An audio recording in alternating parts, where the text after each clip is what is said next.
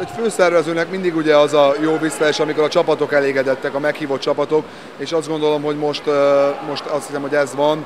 Akárkivel beszélek, bármelyik csapat képviselőjével, mindegyik mosolyogva jön, kezet nyújt, nagyon örülnek, nagyon szeretik a várost, nagyon tetszik neki a torna, hogy azt hiszem, hogy elégedettek lehetünk a szervezéssel. Jól sikerült a csoportbeosztás, ugye ott vannak nagyon jó csapatok, vannak közepesek, meg kevésbé jók.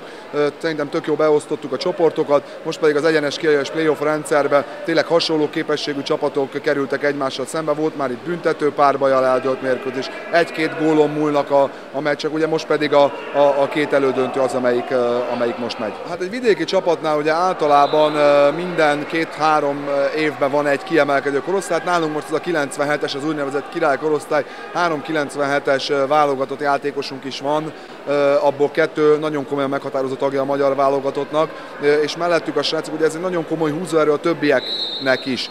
Úgyhogy szerencsére ez a korosztályunk ez tényleg nagyon erős, ezzel a korosztállyal akárhol a világon megmérethetjük magunkat. Ugye már látszik a mostani meccsen is, hogy a második számú belgrádi csapatot, a VK Belgrád ellen is magabiztosan vezetnek a fiúk, remélem ez megmarad a végére is, és akkor játszhatunk egy nagyon jó meccset hónap a Partizán Belgrád ellen. Szóval akkor azt mondod, nem lenne meglepő, hogyha majd a következő évek nagy csapataiba akár pécsi srácok is bekerülnek majd, és a most hallott nevek ott is előbukkannak majd.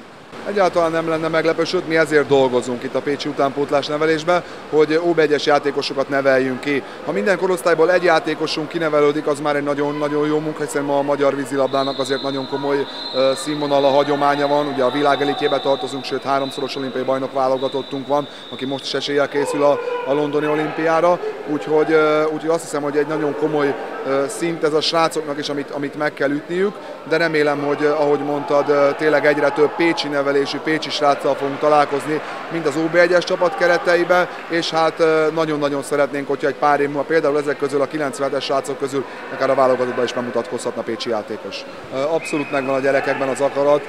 Azt hiszem, hogy ők is tudják, látják a meccseket a tévében. Tehát ugye ma magyar vízilabdásnak lenni rangot jelent bármilyen szinten. Legyen az 12 éves, 14-16 éves, vagy akár felnőtt játékos.